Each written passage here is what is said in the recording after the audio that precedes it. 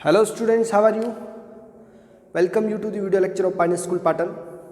और आज हम लोग चैप्टर 6 का लेक्चर नंबर 5 देख रहे हैं, जिसमें आपको कुछ और न्यूमेरिकल्स लेके मैं सोल्व करवा रहा हूँ। ओके गाइस, सो कल के लेक्चर में आपको एक एनसीईआरटी का एग्जाम्पल दिखाया था, जिसमें फोर्स के कोऑर्डिनेट दिए थे, डिस्प्लेसमेंट के कोऑर्डिनेट दिए थे और आपको फोर्स और डिस्प्लेसमेंट के बीच में एंगल निकालना था। ओके गाइस, तो उसमें आपने कुछ फॉर्मूला यूज़ किया था कि cos theta is equals to F dot D और divide by magnitude of F और मैग्नीट्यूड ऑफ डी। इसको सोल्व करके हम थीटा चाहिए तो कोस इन्वर्स यूज़ कर लेते हैं। ओके गाइस, और F dot D divide by F का मैग्नीट्यूड मल्टीप्लाई बाय डी का मैग्नीट्यूड, जो भी साथ में ये था डिवाइड में।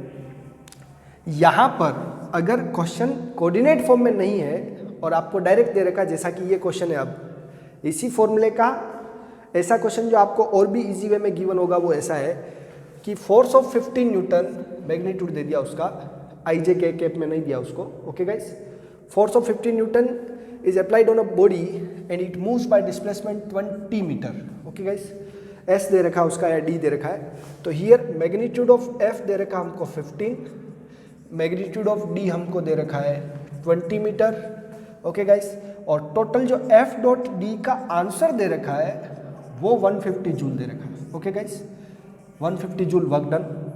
सबको उसमें पुट करेंगे तो अगेन आपका कोस थीटा क्या होता है, वो फॉर्मूला लिख देता हूँ मैं, F dot D divide by F dot साथ में क्या मल्टीप्लाई सिंपल डी। अभी ये वर्क डन जो है वो इन दोनों को मल्टीप्लाई करके नहीं आया। ओके, 15 टू जो भी इसने लिखा है वो डिफरेंट बात है, लेकिन इसको मल्टीप्लाई करके तो 300 आ रहा है। अगर सीधा सीधा आप यहाँ पुट कर देंगे ना तो 300 आ रहा है और फिर आपका रॉन्ग हो जाएगा। वर्क डन का उसने आंसर दे रखा है 150। ओके गाइस, वो यहाँ पुट करना है 150 डिवाइड बाय एफ का मैग्नीट्यूड कितना 15 और मल्टीप्लाई बाय डी का मैग्नीट्यूड कितना 20। Okay guys, so cos theta और theta equals to cos inverse, यहाँ से मेरा आंसर जो आता है वो इसको देखिए 10 और इसको कट करेंगे तो 2, तो 1/2 आ रहा है, 1/2। कोस में वैल्यू 1/2 किसकी रहती है तो आप जानते होंगे 60 डिग्री की रहती है। Okay guys, so this is the way how you have to find the answer.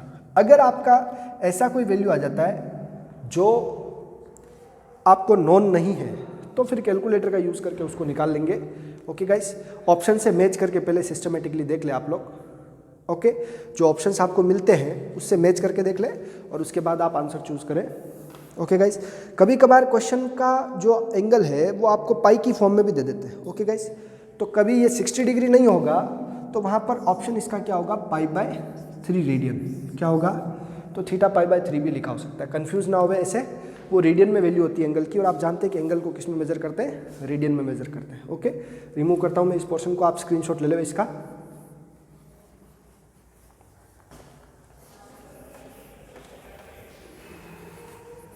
Now एक इंक्लाइंड प्लेन का क्वेश्चन, जैसा बच्चों ने 2-4 बच्चों ने डाउट पूछा मेरे को। ओके, और मैंने आपको स्क्रीनशॉट जो शेयर किए क्वेश्चंस के, उसमें भी एक इंक्लाइंड प्लेन का क्वेश्चन था और ध्यान देंगे आप लोग।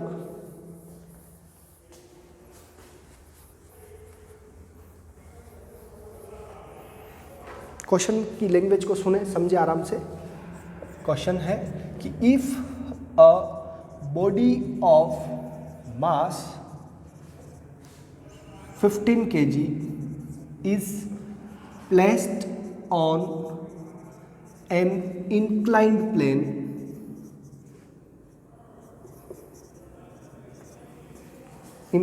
पर रखी हुई है on an plane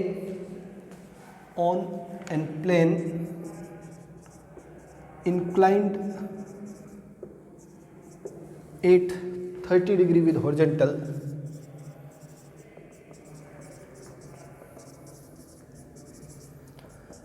then find the work done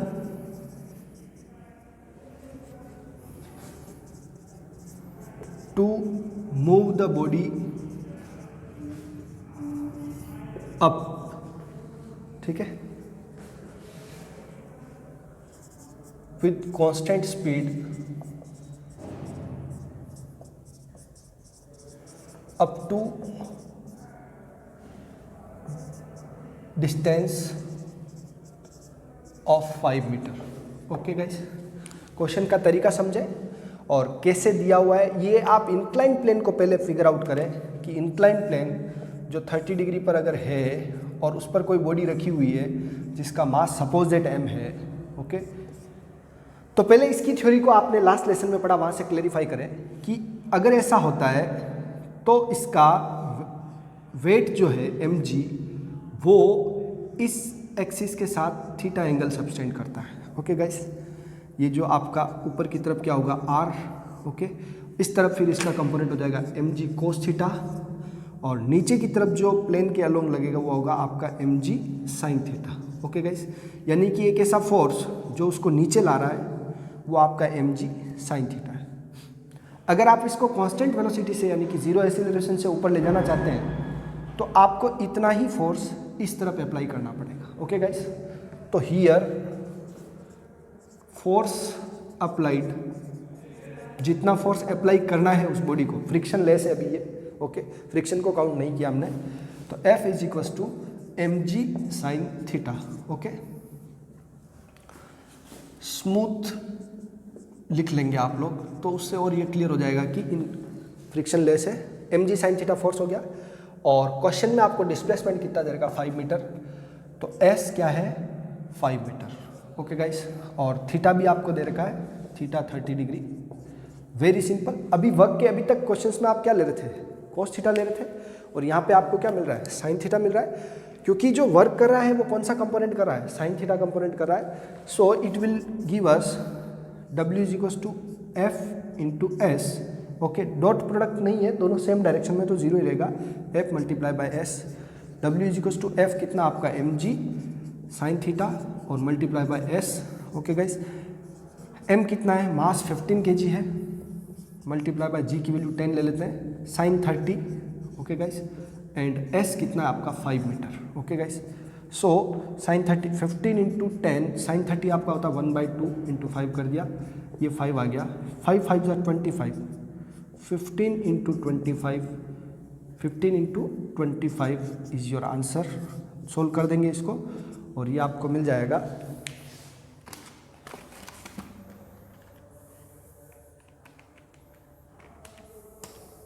375 joule. कितना आ गया 375 जूल। ओके गाइस, सो इस तरह का क्वेश्चन आप एक और जो आपको स्क्रीनशॉट शेयर कर रखा था वहाँ से मैच करें। और अब मैं आपको एक क्वेश्चन जो दिया था उसका लैंग्वेज पढ़ के आपको आंसर कराता हूँ, उसका भी जो पहले के स्क्रीनशॉट में शेयर किया था, सेम इसी तरह का क्वेश्चन, लेकिन उसका एक डेटा डिफरेंट वे में दे रखा है, उन्होंने एंगल को डिफरेंट तरीके से लिखा है वहाँ पर।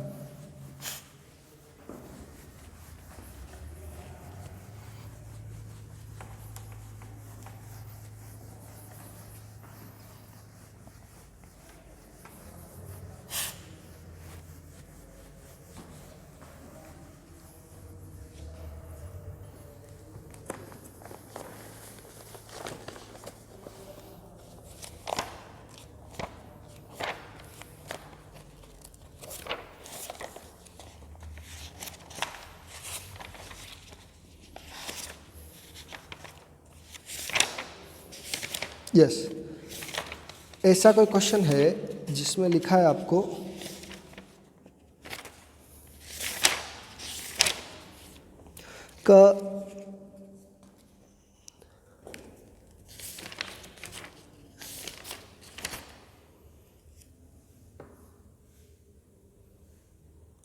a man weighing 50 kg F supports a body of 25 kg F on its head, on his head. Okay, a man of weight 50 kg F. Okay, means kgf को अगर न्यूटन में देखें तो 500 न्यूटन हो गया ये, जी की जगह आपको क्या करना है 10 पुट कर देना सिंपल में। A man of weight 50 kg supports a block of weight 25 kg F on his head. Okay, वो अपने हेड पर 25 kgf की बॉडी को लेके जा रहा है। Now what is work done when he moves, what is work done when he moves 20 metre up on an incline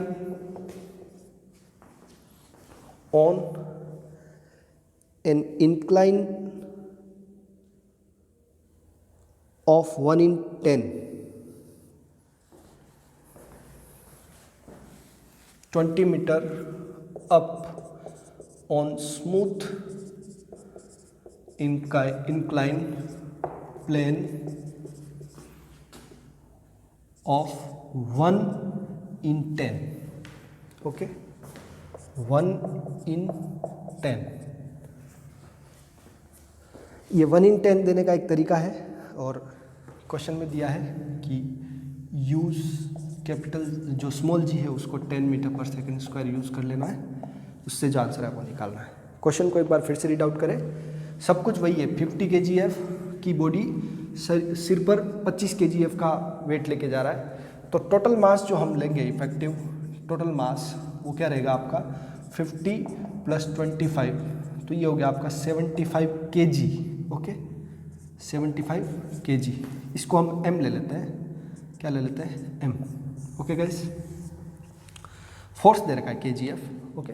now incline plane है जो आपका किसी एंगल पर है, बट यहाँ पर आपको कुछ और मेथड से दे रखा है 1 in 10। इंक्लाइन एट 1 in 10 का मतलब होता है ये है आपका परपेंडिकुलर, ठीक है, और ये है आपका हाइपोटेनस, ठीक है, बराबर। ये वैल्यू जो है वो परपेंडिकुलर की है और ये किसकी, हाइपोटेनस की है। तो आप ये समझ लें कि ये तो है 1 और ये है 10, तो ये जो आपको दे रखा है which implies sine theta is equals to क्या है आपका 1/10 है, ये वैल्यू आपको गिवन है, ओके गाइस। साइन थीटा की वैल्यू गिवन है आपको 1/10 परपेंडिकुलर बाय हाइपोटेनस। अगर इससे आपको कोई भी और चीज़ निकालनी हो जैसे बेस, तो आप पाइथागोरस थ्योरम यूज़ करके बेस निकाल दें। कभी टेन थीटा निकालना हो, ऐसे क्वेश्चन पिछले लेसन में भी इंक्लूड किए होंगे, ओके गाइस। 1 in 10 को याद रखें, वो क्या एंगल देते हैं आपको, साइन थीटा दे रखा है वहाँ पर। नाउ अब बताइए कि अगर कोई बॉडी है जिसका मास m है, ओके, तो उस पर एक तरफ तो लगेगा mg cos थीटा और इस तरफ लगेगा mg साइन थीटा। तो अगर उसको ऊपर जाना है कितना, 20 मीटर, कितना गया ऊपर, तो यही mg साइन थीटा के इक्वल फोर्स उसको ऊपर अप्लाई करना पड़ा होगा, ओके गाइस। तो since w is equals to mg sine theta, ये आपका फोर्स है, मल्टीप्लाई बाय s, ये इंक्लाइन प्लेन के लिए वर्क का एक तरह से फॉर्मूला हो गया आपके लिए, ओके। नाउ m कितना है 75, जैसा आपको दिखा रखा है यहाँ, multiply by g10, sine theta की वैल्यू हमको 1/10 यूज़ करनी, ओके गाइस। और s हमको कितना दिया है, s हमको 20 मीटर दिया है, ओके गाइस। सो 20 कैंसिल करेंगे, 2 टाइम्स कैंसिल, 20 मल्टीप्लाई बाय 75, 150 और 0, ये जूल आ गया आंसर आपका, ओके गाइस। 1500 जूल आपका अप्रोक्स आंसर आ रहा है, ओके गाइस। क्वेश्चन को एक बार फिर से देख ले आप लोग और ध्यान से कि mg साइन थीटा, m रखना है आपको मास 50 और जो 25 है दोनों को ऐड किया 75 आ गया। g की वैल्यू आपको क्या लेनी 10, साइन थीटा आपका 1/10 है और s आपको कितना दिया 20 मीटर। सोल्व करेंगे जब इसको आप लोग g की वैल्यू 10 पुट किए तो इसका क्या आंसर आ रहा है 1500 जूल आ रहा है, ओके गाइस। तो इस तरह के क्वेश्चन जिसमें इंक्लाइन प्लेन के क्वेश्चन होंगे आप कर सकते हैं आराम से। नाउ इंटीग्रेशन का ही जो वर्क डन का फॉर्मूला था उस पर 1-2 क्वेश्चन दे रहा हूँ मैं आपको और फिर इन क्वेश्चंस को आप सेल्फ खुद से करें। स्क्रीनशॉट शेयर करेंगे इसके साथ और उन पे जो क्वेश्चंस आएंगे खुद से करेंगे आप लोग।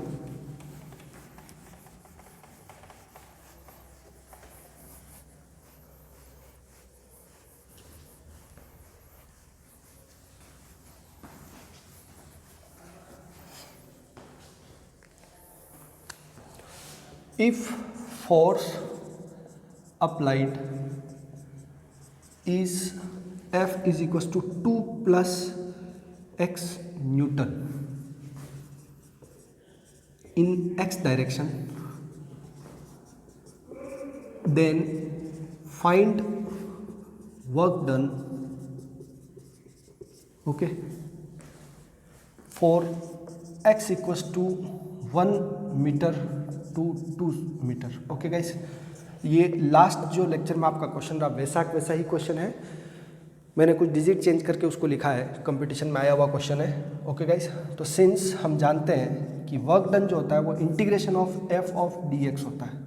ओके गाइस, और f की वैल्यू आपको इंटीग्रेशन के लिए नॉर्मल फॉर्मूला बता रखा है, वो याद रखें। x की पावर n का डिफरेंशिएशन इंटीग्रेशन क्या होता है, x की power n+1 divide by n+1। Okay guys, यहाँ पुट करना आपको इसको क्या है, यहाँ पर 1 से कहाँ तक है लिमिट, x1 से x2 तक चलती है, x1 से x2 तक।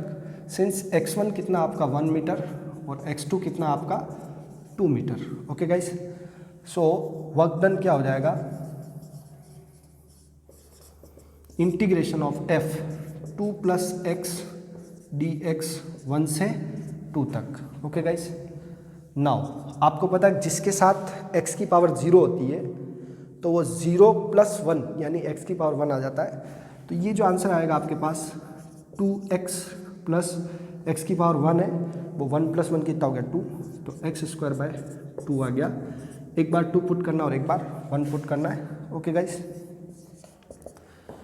2 × 2 अपर लिमिट पुट कर रहा हूँ और 2²/2। ओके, फिर माइनस लोअर लिमिट पुट करते हैं, -1 पुट करना है, 2 × 1 + 1²/2। ओके गाइस, तो इसको सोल्व करें आप लोग और देखें कि क्या है हमारे पास। 2 का स्क्वायर 2 × 2 = 4, ओके, और 2 का स्क्वायर 4/2, 4 से 2 कैंसिल होगा तो 2 आएगा, तो 4 + 2। ओके गाइस, और माइनस देखेंगे तो 2 और ये क्या 1/2, तो इट विल बी 2.5। ओके, 1/2 को क्या लिखते हैं 0.5 और 2 तो 2.5। तो 6 में से जब आप 2.5 माइनस करेंगे तो आपको आंसर मिलेगा 3.5 joule. Okay guys, so work done का आंसर क्या आ गया आपका 3.5 जूल। Got it. ऐसा कोई भी क्वेश्चन जिसमें आपको फोर्स दे रखा है और डिस्प्लेसमेंट दे रखा है, ओके, एक लिमिट से दूसरे लिमिट तक आप इंटीग्रेशन करें। हो सकता है कि यहाँ पर जैसे एक P और Q का क्वेश्चन था वैसा A और B का क्वेश्चन हो, कांस्टेंट लगा दे, तो कांस्टेंट को ऐसे साथ में लेके चलना है और उसका एक्सप्रेशन निकाल के रखते हैं हम लोग। ओके गाइस, आई होप ये क्वेश्चन आपको समझ में आ रहे होंगे अच्छे से। नेक्स्ट क्वेश्चन लेते हैं।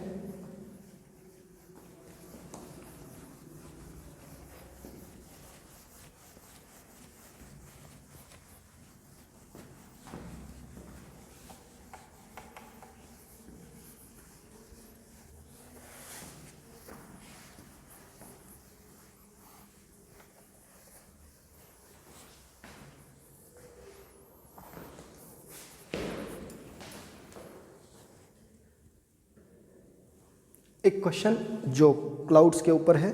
ओके गाइस, थोड़ा सा डिस्क्रिप्टिव क्वेश्चन है, समझने की कोशिश करेंगे आप लोग। A cloud of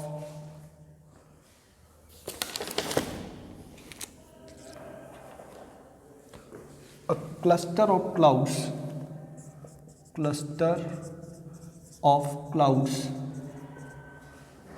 at the height of 1000 meter above the earth, at the height of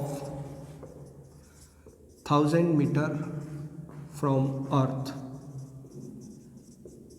surface burst and rains enough to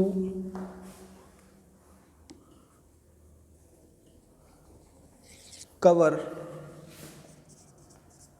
an area of 10⁶ meter square up to depth 2 centimetre. Okay guys, मतलब इतना पानी गिरता है कि वो 2 centimetre गहराई तक 10⁶ metre square area को फिलअप कर देता है। Okay, now how much work would have been done, ठीक है, how much work would have been done to raise the water up to clouds. Okay guys, now to cover an area of 10⁶ metre. Question को एक बार फिर से पढ़ लें और मैं सोल्व करवाता हूँ आपको। ओके, नाउ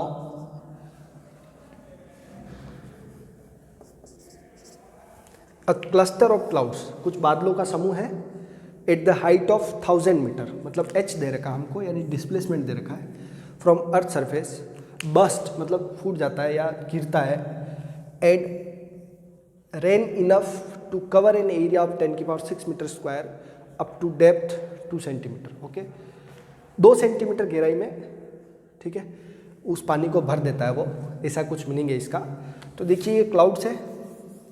ओके, पहले यहाँ से पानी वहाँ ले गया होगा कोई, तब जाके इतना पानी या क्लाउड्स में आया होगा, और ये वापस जब बारिश होती है तो ये किसी एरिया को फिल कर देता है। ओके, जो एरिया का डेप्थ भी हमको गिवन है। ओके, डेप्थ भी हमको गिवन है कि कितनी डेप्थ तक भर देता है इसको, ये बादल 2 सेंटीमीटर तक भर देता है, यानी कि 0.02 मीटर तक। ओके, एरिया कितना है इसका, एरिया है इसका 10⁶ मीटर स्क्वायर। इस बात को समझना आसान है कि जितना पानी यहाँ था वही पानी यहाँ भर गया, तो वही पानी यहाँ से ऊपर ले गया होगा। ओके, जो वर्क हुआ होगा उसी पानी को ले जाने के लिए हुआ। तो यहाँ पर ये जो सिचुएशन क्रिएट की है आपको ऐसे एज्यूम करने के लिए कि जो पानी नीचे आया वही पानी ऊपर ले जाया गया था, और वो पानी कितना था, तो देखें volume of water of clouds, जितना पानी का वॉल्यूम है वो क्या है, एरिया इंटू डेप्थ। क्या है, एरिया इंटू डेप्थ, की इतनी हाइट तक पानी भरा है, 2 सेंटीमीटर की हाइट या डेप्थ वो एक ही मीनिंग है, तक पानी भरा है, और एरिया उसका ये है। तो एरिया कितना है 10⁶ मल्टीप्लाई बाय 0.02। ओके, और ये अपना क्या हो गया, मीटर क्यूब में आंसर आ जाएगा वॉल्यूम का। ओके गाइस, नाउ अब बताइए कि हमने देखा है कि जितना भी वाटर का वॉल्यूम होता है उसको उसकी डेंसिटी से मल्टीप्लाई करते हैं तो उसका मास आ जाता है। Since mass divide by volume हमारा क्या होता है, डेंसिटी। ओके, तो हम ये कह सकते हैं कि मास जो हमको चाहिए, क्योंकि वर्क डन में मास का ज़रूरत है, तो volume into density. Okay guys, now since density of water जो होती है, डेंसिटी ऑफ वाटर वो क्लियरली सबको पता है, 9th क्लास से आपको बताते हैं ये कि वाटर की डेंसिटी 1000 kg पर मीटर क्यूब है, यानी कि 1 मीटर क्यूब में कितना पानी होता है, 1000 kg। ओके, तो इतने मीटर क्यूब पानी है तो उसको 1000 से मल्टीप्लाई करेंगे तो volume multiply by density, volume कितना आया 10⁶ मल्टीप्लाई बाय 0.02। ओके, और इनटू डेंसिटी कितनी 1000। ओके गाइस, तो ये हमारे पास जो 10 की पावर इस पर ट्रांसफ़र कर दो तो 0.02 मल्टीप्लाई बाय 10⁹, थोड़ा सा इसको सेट करते हैं तो 0.2 मल्टीप्लाई बाय 10⁸ हो जाएगा। ओके गाइस, जिसको क्या कह रहे हैं अपन, 0.2 मल्टीप्लाई बाय 10⁸ kg, ये हमारा क्या आ गया, मास आ गया। ओके गाइस, अब तो क्वेश्चन सिंपल हो जाता है कि इतने मास को ऊपर क्लाउड तक ले जाना है। क्लाउड्स की हाइट कितनी है, 1000 metre. Okay guys, so this will be a very clear answer over here कि ये हमारी क्या है, हाइट है। ओके गाइस, तो सिंस वर्क डन जो होता है, work done W is equals to mgh। Okay guys, बता रखा आपको पहले, मास कितना है 0.2 मल्टीप्लाई बाय 10⁸, g की वैल्यू आपको 10 ले लेनी है और h आपका कितना है 1000 मीटर। ओके गाइस, सो और ये पावर 4 बढ़ जाएगी तो 0.2 मल्टीप्लाई बाय 10 की power 12 joule. This is the answer कि इतना वर्क डन उसको क्लाउड को ले जाने के लिए किया गया होगा। ओके गाइस, आई होप ये क्वेश्चन आपको अच्छे से समझ में आया होगा। ओके गाइस, करना क्या था, जो क्लाउड्स का वाटर नीचे ड्रॉप हो रहा है वो जिस एरिया में फिलअप हो रहा है उस एरिया का अपन ने क्या निकाला पहले, वॉल्यूम। वॉल्यूम क्या होता है, एरिया इनटू डेप्थ, तो इससे वॉल्यूम आ गया। अब अपन इसको सोल्व करके वॉल्यूम को किससे मल्टीप्लाई कर रहे हैं, डेंसिटी से। मतलब मास बाय वॉल्यूम क्या होता है, डेंसिटी, तो इसको इससे मल्टीप्लाई किया। वॉल्यूम ये था, इसको मल्टीप्लाई किससे करें, डेंसिटी जो 1000 आती है। ओके गाइस, इन दोनों को सोल्व किया तो ये जो एक जीरो इससे मल्टीप्लाई कर देंगे 0.2 10 की पावर 8 आ जाएगा। वर्क डन क्या होता है, mgh। अब मास आ गया अपने पास, हाइट 1000 है, mgh में पुट करेंगे तो ये आपको आंसर 0.2 × 10 की पावर 12 जूल मिल जाएगा। ओके गाइस, तो it was a very simple question, but इसको आपको क्या करना था, थोड़ा सा लॉजिकली अप्लाई करना था कि कितना मास ऊपर गया है। ओके गाइस, नाउ एक और क्वेश्चन करते हैं जिसमें आपको के की फॉर्म में कुछ दे रखा है। ओके गाइस, IIT JEE का क्वेश्चन रहा हुआ है ये। A force F is equals to minus K Y I cap X J cap where K is a positive constant acts on the particle moving in XY plane starting from the origin.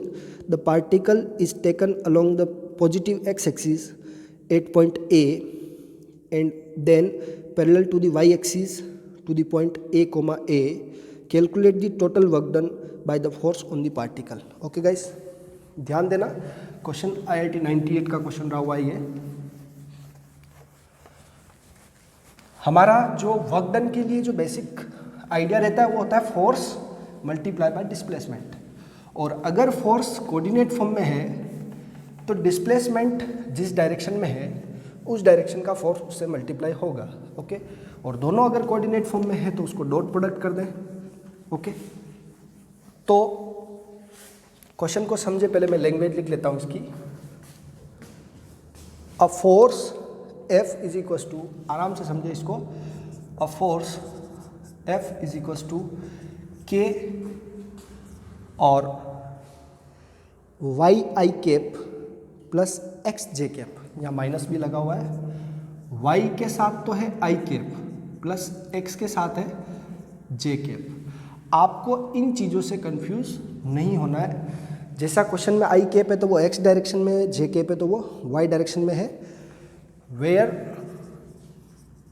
k is any positive constant, ठीक है, कोई constant value है तो इस constant को हमको treat ही नहीं करना, इंटीग्रेशन या कुछ भी करते समय, डिफरेंशिएशन, इंटीग्रेशन, डॉट प्रोडक्ट कुछ भी करें, के रहेगा। ओके गाइस, नाउ अब आपका है कि एक्स वाई प्लेन में बॉडी मूव कर रही है, ठीक है, x a force positive constant acts on a body moving in x y plane, moving in x y plane, ठीक है, starting from origin, starting from origin, particle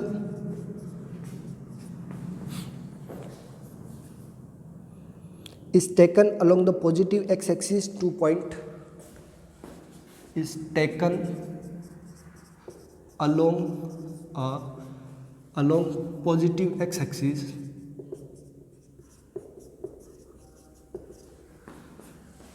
to point A, 0, okay, and then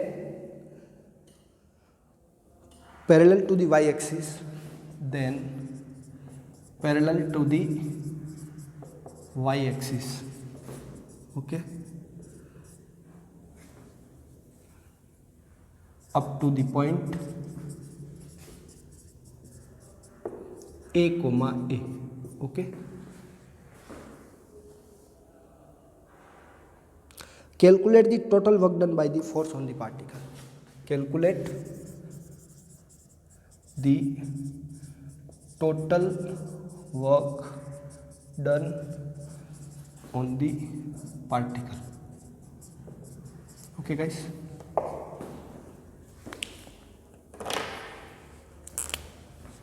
देखिए question किस exam में आया है वो आपको वैसे अपने स्ट्रीम के अकॉर्डिंग बाइफरकेट उसको नहीं करना है, किसी भी एग्ज़ाम का किसी भी एग्ज़ाम में आ जाता है। ओके गाइस, नाउ अब आप ध्यान से वापस इस क्वेश्चन को पढ़ लें कि फोर्स गिवन है, पहले एक पॉइंट दे रखा है इनिशियल, फिर आपको फाइनल पॉइंट दे रखा है। इनिशियली ओरिजिन से स्टार्ट होकर किसी पॉइंट पर पहुंच रहा है, फिर वो उस एक्स एक्सिस के पॉइंट से वाई एक्सिस के कोऑर्डिनेट तक जा रहा है, ए तक, और फोर्स हमेशा वो कांस्टेंट लग रहा है जो लग रहा है। आपको बताना है कि इसका वर्क डन क्या है। ओके गाइस, अब आपको कोई इसमें नया पहाड़ नहीं तोड़ना है, मतलब आपको इस क्वेश्चन में कोई भी नया कॉन्सेप्ट इंप्लीमेंट करने की ज़रूरत नहीं है। जो आपको पढ़ा रखा है या जो आपकी प्रीवियस क्लासेस में इंक्लूड किया था वही आपको इसमें नोट करना है। कैसे करते हैं कि R2 माइनस R1 करके हम क्या निकाल देते हैं, डिस्प्लेसमेंट। ओके गाइस, और फिर फोर्स हमको गिवन है तो उससे इसको क्या कर देना है, डॉट प्रोडक्ट कर देना है। देखिए तो गिवन ये है F is equals to minus K Y I cap plus x J cap, ये तो लिख दिया मैंने ऐसे ही। अब x on a body and moving in xy plane starting from origin, the particle is taken along the positive x-axis to the point a, 0। तो उसका initial जो बात करें अगर अपन R1 फर्स्ट पोजीशन जहाँ पे वो गया वो a i cap plus 0 j cap यहाँ गया। ओके, और दूसरा जो पॉइंट है जहाँ पर वो गया वो है R2, वो आपका a i cap plus a j cap. Okay guys, now displacement चाहिए हमको, डिस्प्लेसमेंट जिसको आप S से लिखें, डेल्टा S से लिखें, R से लिखें। ओके, R लिख दिया मैंने, तो R2 माइनस क्या हो गया, R1। ओके गाइस, तो फाइनल माइनस इनिशियल। तो देखिए आप कि a i cap plus a j cap में से a i cap plus 0 j cap को माइनस करेंगे तो देखिए 0 वाला तो कुछ माइनस होगा नहीं, a से a क्या हो जाएगा, कैंसिल। तो आपके पास आंसर आ जाएगा 0 i cap plus a j cap. Okay guys, ये 0 है, ये a है, ये ध्यान रखें आप लोग। ओके,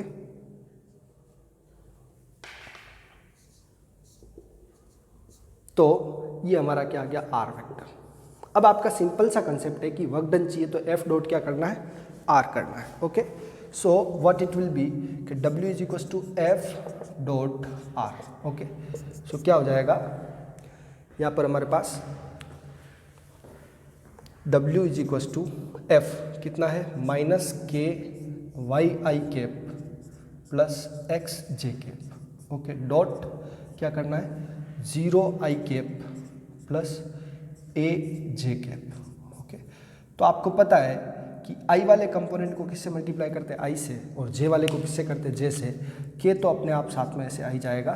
तो देखिए आई को आई से करना है, तो अब देखिए इसमें क्या होगा, दोनों प्लस होंगे, this 0 multiply by y plus x multiply by A.